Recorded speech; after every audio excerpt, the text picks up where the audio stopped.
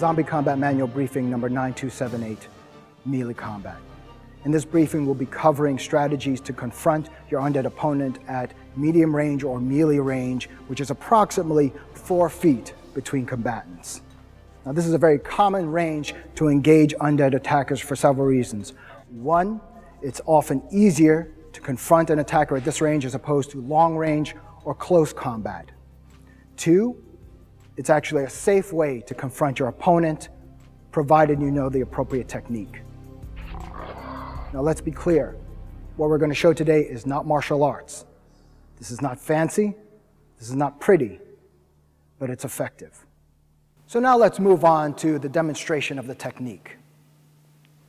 So the technique we're going to show you today is called the Stracer's technique. It's very straightforward and it's easy to execute. It only requires 3 moves, but they need to be executed very precisely. Now, you're confronting your attacker at melee range.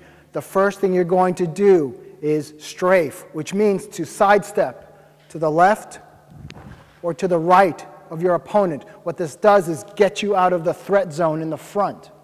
Second movement is a circle. You're going to circle around your opponent.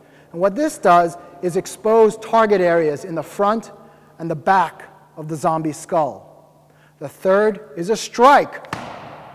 You're going to strike those exposed areas on the skull. Let's try it again. So again, first movement is a strafe. Get you out of the threat area. Second is a circle. Expose target areas. Third, strike.